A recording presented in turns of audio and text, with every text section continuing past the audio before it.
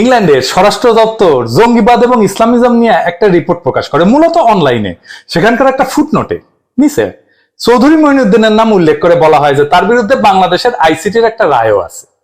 চৌধুরী মঈনুদ্দিন কে ছিলেন? উনি ছিলেন ইসলামী ছাত্র সংঘের নেতা, জামাতের নেতা কিন্তু না। উনি জামাত করেননি কখনো, এখনো করেন না। 1971 উনি পূর্বদেশ নামে একটা পত্রিকার একজন তরুণ সাংবাদিক ছিলেন। 16 ডিসেম্বরের পরে ওনার নামে নানা ধরনের উদ্ভট প্রচারণা শুরু করে আতিকুর রহমান বলে একজন, তারই সহকর্মী, পূর্বদেশে চাকরি করত। সেই সময় উইসান্টের মতো ঘটনা ঘটতেছিল, মানে ডাইনি শিকার যে কোনো যুদ্ধাবস্থায় এভাবে প্রতিপক্ষকে ঘায়াল করা হয়েছে। ইতিহাসের ন্যারেটিভে বলা হয় উইসান্ট। আমেরিকা হয়েছে কোল্ড ওয়ারের জামানায় কমিউনিস্ট নাম দিয়ে প্রতিপক্ষকে ঘায়াল করা হয়েছে। আপনাদের তো হাল আমলের বিখ্যাত অস্কার বিজয়ী সিনেমা ওপেনহাইমার দেখছেন, তাই না? ওপেনহাইমারকে কমিউনিস্ট বলে খেদানো হয়েছিল, যে পারমাণবিক বোমা বানাইলো তারে খেদানো হইলো। চার্লি চ্যাপলিনকে খেদানো হয়েছিল আমেরিকা থেকে। আওয়ামী লীগ যখন জয় বাংলা হবে না, তখন দেখবেন আওয়ামী লীগ নাম দিয়া নিরীহ মানুষকে কেমন হয়রানি করার চেষ্টা করে কিছু মানুষ। ওরা তখন আমাদের চাইতে বড় অ্যান্টিফেসিস্ট হয়ে যাবে। যাই হোক, চৌধুরী মঈনুদ্দিনকে এই আতিকুর রহমান বলছিল অপারেশন ইনচার্জ। কিভাবে? Chowdhury Moinuddin was the operation incharge of Al Badr in Dhaka city. দেখেন কেমন নিউজ ছাপা হয়েছিল, নরঘাতককে ধরিয়া দিন। এটা কিন্তু ওই আতিকুর রহমানের করা নিউজ। উনি পুরো 71 টাইমে করলেন সাংবাদিকতা, আর উনি জামাত করতেন না, সেই সময় রিজাইন করছিলেন জামাত থেকে। উনি কেন নরঘাতক হইলেন?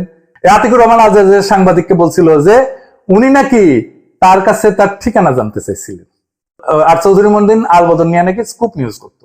এটা তার দোষ, এটা হইতেছে অভিযোগ। শুনেন। Moinuddin had asked for his address. He asked the number of my residence. Immediately it cropped in my mind I should not give him the actual number of my residence, because of that fear that he has already become involved in Al Badr politics.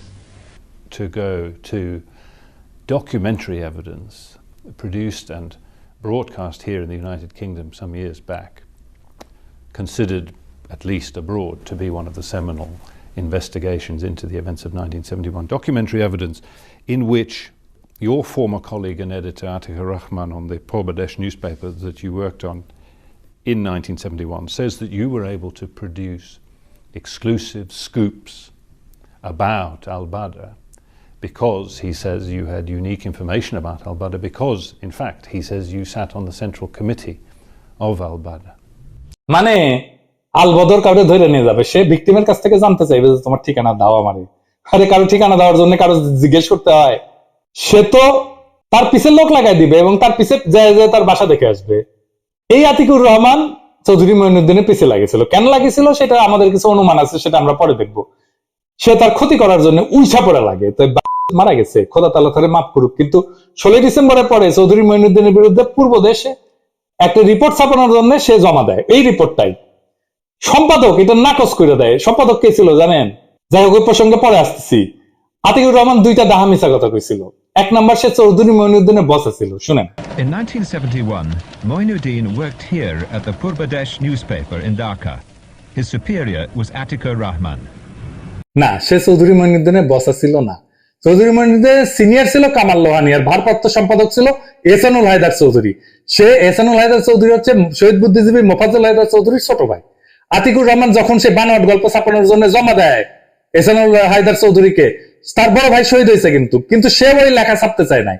পরে তাকে আতিকুর রহমান অস্ত্রধারীদেরকে আইনা তাকে ছাপতে বাধ্য করে ওই নিউজটা। After the end of the war, Atikur Rahman wrote a story that made front-page news across Bangladesh, naming Chowdhury Moinuddin as a member of the al-Badr. তখন তো সবার হাতে হাতে অস্ত্র, কে মুক্তিযোদ্ধা কে রাজাকার কি অস্ত্র ঘুরে বেড়াচ্ছে। অস্ত্রধারীকে এনে তাকে বন্দুক ধরে তাকে ছাপতে বাধ্য করে এই নিউজটা, এই আতিকুর রহমান। আর 2 নাম্বার মিছা কথা হইতেছে আব্দুল খালেক মজুমদার ঢাকা নগরের জামাতের নেতা ছিল। এই দেখেন তাকে ধরার নিউজ। তাকে ধরে 16 ডিসেম্বরের পরে তাকে প্রচুর মারধর করে। সে নাকি লিখিতভাবে তারে বলছিল যে চৌধুরী মঈনুদ্দিন আল বদরের অপারেশন ইনচার্জ ছিল। এটাই হইতেছে একমাত্র প্রমাণ। শুনেন। Short explanation, Atikur Rahman intervened when a member of the Jamaat, Khalek Majumdar, was being tortured. I asked the freedom fighters who were there not to torture him anymore, but to hand him over to police. And then he disclosed that he was not involved in killings, but Chowdhury Moinuddin was the operation in charge of Al-Badr in Dhaka city. Although Majumdar was found guilty of abducting a senior journalist, his conviction was later overturned on appeal. But despite the circumstances of his detention, Atikur Rahman remains convinced that the evidence Majumdar gave about Moinuddin is reliable. He always claimed that Chaudhry Moinuddin was the operation in charge of Al-Badr in Dhaka city. Then I asked him whether he can give a written statement. He agreed. He said, yes, why not? I'm not afraid. I can give it because I know it very well. পুরাই মিছা কথা। খালেক মজুমদারের jail হয় মুজিবের আমলে, তার trial হয়, বিচার হয়। সে ট্রায়ালের কোথাও এমনকি পুলিশের কাছেও সে চৌধুরী মঈনুদ্দিনের নাম বলেনি। তার এফিডেভিট করা লিখিত স্বীকারোক্তি আছে, দেখছেন কেমন জাউরা জাউরা। লন্ডনের চ্যানেল 4 একটা ডকুমেন্টারি করেছিল চৌধুরী মঈনুদ্দিনকে নিয়ে। আমাদের বন্ধু ডেভিড বার্গম্যান চৌধুরী মঈনুদ্দিনের সিনিয়র কামাল লোহানীর সাক্ষাৎকার নিয়েছিল। সেখানে কামাল লোহানীকে নানাভাবে ঘুরে পেঁচায় প্রশ্ন করা হয়েছিল, মানে ডেভিড বার্গম্যানই করছিল, যে চৌধুরী মঈনুদ্দিন কি বুদ্ধিজীবী হত্যায় জড়িত ছিল। কামাল লোহানী এই অভিযোগ অস্বীকার করছিলেন এবং চৌধুরী মঈনুদ্দিনের প্রশংসা করছেন। অবাক ব্যাপার হচ্ছে যে সেই অংশটা চ্যানেল 4 যখন ডকুমেন্টারি করে, পাবলিশ করে, প্রচার করে, ওই অংশটা বাদ দিয়ে দেয়। এখন প্রশ্ন উঠতে পারে যে আমি এটা কেমনে জানলাম যে অংশটা বাদ দিচ্ছে? এটা রেকর্ড করছিল কিন্তু বাদ দিচ্ছে, কেমনে জানলাম? চ্যানেল 4 এর বিরুদ্ধে চৌধুরী মঈনুদ্দিন লন্ডনে মামলা করছে। তখন আদালত চ্যানেল 4 কে আদেশ দেয় ওই ডকুমেন্টারির আনএডিটেড পুরো ফুটেজটা বাদী পক্ষকে দিতে হবে। ওরা দেয়। ওইখানে ওনারা কামাল লোহানীর ওই বক্তব্যটা দেখতে পান, শুনতে পান। চৌধুরী মঈনুদ্দিন বিডি নিউজ 24 এ সাক্ষাৎকার দিয়েছিলেন 2013 সালে। এখন এটা সরাই ফেলছে ওইখান থেকে, বিডি নিউজ থেকে। কামাল লোহানী তখন বেঁচে আছেন। সেখানে তিনি মানে চৌধুরী মঈনুদ্দিন এই বিষয়ে বিস্তারিত বলছে। এখন প্রশ্ন হইল যে চৌধুরী মঈনুদ্দিনের বিরুদ্ধে কিছু লোক কেন আদা জল খেয়ে লাগছে? বলা মুশকিল। আতিকুর রহমানের একটা প্রফেশনাল জেলাসি ছিল। আতিকুর রহমান পরে পূর্বদেশ পত্রিকাটা কিন্তু খায় দেয়, সে মালিক হয়, সম্পাদক হয়, হইতেই পারে চৌধুরী মঈনুদ্দিনকে সে কম্পিটিটর বলে মনে করছিল। আরেকটা কারণ হচ্ছে যে 1971 কম হোক বেশি হোক মানুষ তো মারা গেছে দুই পক্ষেই, অগ্নিসংযোগ হয়েছে, ধর্ষণ হয়েছে দুই পক্ষেই। মানুষের একটা ক্ষোভের বহিঃপ্রকাশ তো লাগবে। যারা অত্যাচার করছে তারা তো মুজিবের প্রশাসনে ঢুকে গেছে। ধরেন এই যে আওয়ামী লীগের আমলে অত্যাচার হইতেছে, আওয়ামী লীগেরা করতেছে, এটা ঠিক, কিন্তু মূল কাজ করতেছে কে? পুলিশ করতেছে, র্যাব করতেছে, ডিবি করতেছে, প্রশাসন করতেছে, তাই না? আওয়ামী লীগ জয় বাংলা হইলে দেখবেন যে পুলিশ, র্যাব নিরীহ আওয়ামী লীগারদের ধৈরা ধৈরা বাম্বু দিবে, অতি উৎসাহী হইয়া বাম্বু দিবে, বাম্বু দিয়ে ছবি তুলবে আর ভিডিও করে পাঠাবে আনকারের কাছে, কইবে যে দাদা দেখেন দেখেন ইঙ্গা করে সাইজ করেছি, ঠিক আছে না, আরো কিছু করবো, আরো কিছু করা লাগবে। মানে নিজে বাঁচার জন্য সে বলির পাঠা খুঁজবে। মুজিবের প্রশাসনে ঢুকিছিল রাজাকারেরা এবং যারা অত্যাচার করছিল পাক বাহিনীর হইয়া, তারা কেমনে এটা শুনে অবাক হইলেন? হ্যাঁ, তাইলে ইতিহাস বলি। ইয়াহিয়া খান শেখ মুজিবের বিরুদ্ধে যে মামলা ট্রায়াল শুরু করছিল, মানে শেখ মুজিবকে ফাঁসি দেওয়ার জন্য, সেই মামলায় শেখ মুজিবের বিরুদ্ধে সাক্ষী ছিল হচ্ছে করাচির ডন পত্রিকার ঢাকার প্রতিনিধি মাহবুবুল আলম। শেখ মুজিব প্রধানমন্ত্রী হইয়া মাহবুবুল আলমকে নিজের প্রেস সেক্রেটারি করছিল। হ্যাঁ, অবাক হইলেন? অবাক হইলেন না, আরো আছে। 71 সালে ঢাকার এপিপি অফিসের জেনারেল ম্যানেজার ছিল আবুল হাসিম। সে শেখ মুজিবের জনসংযোগ অফিসার হয় মুক্তিযুদ্ধের পরে। সিএসপি রফিকুল্লাহ যে পাক বাহিনীর পক্ষে কাজ করে গেছে, তারে শেখ মুজিব তার সেক্রেটারি বানায়। কুখ্যাত খনি জেনারেল টিক্কা খানের পিএস অনু ইসলাম গণভবনে চাকরি দেয় শেখ মুজিব। মোনাম খানের এডিসি ব্রিগেডিয়ার মশরুল ছিল, শেখ মুজিব তাকে নিজের এডিসি বানায়। হ্যাঁ, পাকিস্তান আমলে তাজউদ্দিন আহমেদের উপরে নজরদারির জন্য একটা টিম ছিল 303 নামে। ওই 303 টিমের সদস্য সিএসপি মতিউল ইসলামকে বসানো হয়েছিল অর্থ সচিব কইরা। ওই সময় 71-এ পাক বাহিনীর সাথে ঢাকা সিটির পুলিশের এসপি হিসেবে সমস্ত অত্যাচার করছে, পাকিস্তান সরকারের চাকরি করছে ইয়ে চৌধুরী। স্বাধীনতার পর প্রমোশন পেয়ে ডিআইজি হয় এবং গোয়েন্দা প্রধানের দায়িত্ব পালন করে। মানে হারুন এখন যে পোস্টে আছে সেই পোস্টে দেয়।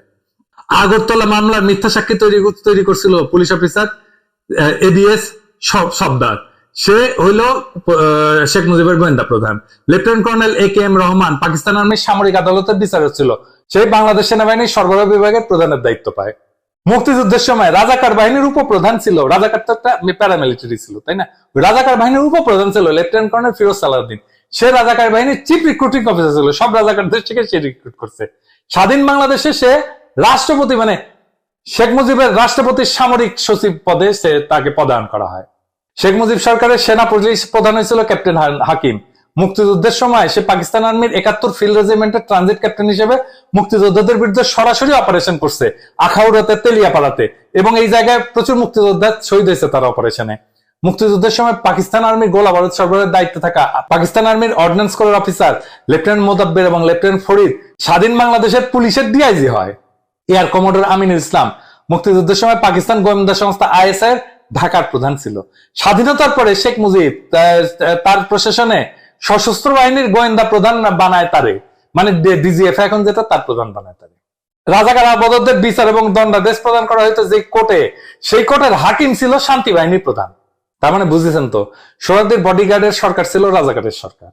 এরাই ওই আতিকুর রহমানকে মদত দিচ্ছে। এখন আসেন ওই মামলার প্রসঙ্গে আসি। ওই যে 2019 সালে যুক্তরাষ্ট্রের যে স্বরাষ্ট্র দপ্তরে জঙ্গিবাদ এবং ইসলামিজম নিয়ে যে রিপোর্টটা প্রকাশ করছে বলছিলাম না, সেই সময় ইংল্যান্ডের স্বরাষ্ট্রমন্ত্রী কে ছিল জানেন? প্রীতি জিন্তা। আরে দূর, কি কই প্রীতি প্যাটেল, গুজরাটের মেয়ে। ওই মোদির 1 নাম্বার লেসপেন স্যার। তাহলে বুঝছেন তো ওর কেন এত কুরকুরানি। তো কুরকুরানি তো ভালোই হয়েছে। কি ভালো হয়েছে সেটা একটু দেখেছি। চৌধুরী মঈনুদ্দিনের দাবি ছিল যে রিপোর্টে তার রায়ের এই বিষয়টার উল্লেখ যে আছে, এটাও তার বিরুদ্ধে মানহানির সামিল। এবং উনি একটা আইনি নোটিশ পাঠায় স্বরাষ্ট্র দপ্তরকে। স্বরাষ্ট্র দপ্তর লিগাল নোটিশ পাইয়া ডর খেয়ে যায়, ফুটনোটটা সরাই ফেলে অনলাইন থেকে। তারপরেও উনি চৌধুরী মঈনুদ্দিন যুক্তরাজ্যের স্বরাষ্ট্র দপ্তরের বিরুদ্ধে যুক্তরাজ্যের হাইকোর্টে মানহানি মামলা দায়ের করে। এবং মঈনুদ্দিনের খুব সাফ বক্তব্য ছিল যে বাংলাদেশের আদালতের রায়কে সূত্র হিসেবে ব্যবহার করার বিষয়টাই ওনার জন্য মানহানিকর, কারণ বাংলাদেশের আইসিটির কোন ধরনের গ্রহণযোগ্যতা নাই। সুতরাং আইসিটির মাধ্যমে 1971 যে ধরনের ইতিহাস প্রতিষ্ঠার চেষ্টা করা হয়েছে, যাদের বিরুদ্ধে অভিযোগ এবং রায় দেওয়া হয়েছে, তার সবই ভিত্তিহীন। এর ফলে যুক্তরাজ্যের একজন সম্মানিত নাগরিক হিসেবে মঈনুদ্দিনের মানবাধিকার এবং সম্মান পূর্ণ হয়েছে। অভিযোগগুলো ভালো করে চিন্তা করে দেখেন। আবার বিপরীত পক্ষ মানে স্বরাষ্ট্র দপ্তরের আইনজীবীরা এরা বলে যে অন্য একটা দেশের আদালতে ইতিমধ্যে চূড়ান্তভাবে নিষ্পত্তিকৃত একটা বিষয় পুনরায় উত্থাপন করে মঈনুদ্দিন যেটা করার চেষ্টা করতেছেন তা হচ্ছে মূলত যুক্তরাজ্যের আইন ব্যবস্থার অপব্যবহার করতেছেন উনি। সুতরাং মঈনুদ্দিনের মামলাটা খারিজ করে দেওয়া হোক, এটাই হইতেছে মামলার বিষয়টা, মানে যেটা খারিজ করা হবে নাকি হবে না। তার মানে পরোক্ষভাবে এই মামলার অন্যতম বিচার্য বিষয় হয়ে দাঁড়াইছে যুক্তরাজ্যের আদালতে আইসিটি আর বাংলাদেশের বিচার ব্যবস্থার গ্রহণযোগ্যতা যাচাই। ঠিক কিনা বলেন? এই রায় চৌধুরী মঈনুদ্দিনের পক্ষে গেছে, মানে এটা খারিজ হয় নাই, আলহামদুলিল্লাহ। তাইলে হাঙ্কারে কি লাভ আর কারাল রানীর কি বাস? হাঙ্কারে কি লাভ হয়েছে সেটা আর আমার কইতে হবে না। একজন আওয়ামী লীগার রায়হান রশিদ রায় হওয়ার আগে আশঙ্কা প্রকাশ করে লিখছিল চ্যানেলায়, যদি চৌধুরী মঈনুদ্দিন এই মামলায় জিতে যায় তাহলে কি হবে। আমি ওইখান থেকে কইয়ে এসে 4টা সম্ভাবনার কথা বলছিল। 1 নম্বর হচ্ছে, যদি চৌধুরী মঈনুদ্দিনের পক্ষে রায়টা যায় তাহলে সেই রায়টা দেশে বিদেশে আইসিটির পুরো প্রক্রিয়া এবং প্রত্যেকটা বিচারের রায়কে চূড়ান্তভাবে প্রশ্নবিদ্ধ করবে এবং যুক্তরাষ্ট্রের আদালতের রায় শক্তিশালী হাতিয়ার হয়ে উঠবে হাসিনা বিরোধীদের হাতে। এইটা নাকি 4টা সম্ভাবনার মধ্যে সবচেয়ে কম ক্ষতিকর, বাকিগুলো নাকি আরো বেশি ক্ষতিকর এবং সুদূর প্রসারী। 2 নম্বর কইছে, এই যে আইসিটির সমালোচনা, এটা পশ্চিমের গুরুত্বপূর্ণ আদালতের বদৌলতে এক ধরনের আইনি বৈধতার সিল পেয়ে যাবে। এই বিষয়টাকে তখন আইসিটির বিচারের দণ্ডপ্রাপ্ত সব আসামি ব্যবহার করতে পারবে এই জাতীয় কৌশলগত মানহানি মামলায়। তো উনি কইতেছে বর্তমানে যুক্তরাজ্যের আইন ব্যবস্থা এবং আদালত এমনিতেই এ জাতীয় মানহানি মামলার ক্ষেত্রে আকর্ষণীয় ফোরাম হইয়া উঠছে। সারা বিশ্বের অন্য সব ব্যবস্থার তুলনায় এই সুযোগটা ঢালাও ভাবে নেওয়ার সুযোগ তৈরি হবে তখন, মানে কইতেছে যুদ্ধাপরাধী পক্ষের দিক থেকে। এইভাবে 1971 প্রতিষ্ঠিত ইতিহাস একটু একটু কইরা বিকৃত হইতে থাকবে পরবর্তী প্রজন্মের কাছে। তৃতীয়ত ওই করছে, যদি চৌধুরী মঈনুদ্দিন উতরে যাইতে পারে তাহলে 71 সংগঠিত যা যা অপরাধ হইছে তা নিয়া বর্তমান এবং ভবিষ্যতের সমস্ত ধরনের গবেষণা লেখালেখির কাজ উদ্যোগগুলো একটা বড় ধরনের প্রতিবন্ধকতার সম্মুখীন হবে। লেখক এবং গবেষকদের, ওরে বাবা গবেষক রে, তাদের কাজগুলো করতে হবে প্রত্যেক পদে পদে মানহানি মামলার খড়গ মাথায় নিয়া। আমরা রাজনীতি করছি, অ্যাক্টিভিজম করছি, প্রত্যেক পদে পদে ডিজিটাল সিকিউরিটি অ্যাক্টের খড়গ মাথায় নিয়া না। আইন বিষয়ে কইতেছে আইন বিষয়ে যাদের বিন্দু মাত্র ধারণা আছে তারা জানবেন কাউকে হয়রানি করতে বা আর্থিকভাবে সর্বশান্ত করতে মানহানি মামলার কোনো জুই নাই। তার মানে আমাদের নামে ডিজিটাল সিকিউরিটি অ্যাক্টের মাধ্যমে মামলা দিত, এখন মামলা খাবেন নিজম মজুমদারেরা ইউরোপে বসে। চতুর্থত ওই কইতেছে যে বাংলাদেশে গণহত্যার বৈশ্বিক সার্বজনীন স্বীকৃতি অর্জনের যে প্রজন্মব্যাপী আন্দোলন মাত্র শুরু হয়েছে, তার পুরোটাই একটা অনিশ্চিত ভবিষ্যতের সম্মুখীন হবে এবার বুঝেছেন তো, কাপাকাপি শুরু হয়ে গেছে। কিন্তু এই নিয়ে আলাপ দেখেছেন কোনো? দেখেন না।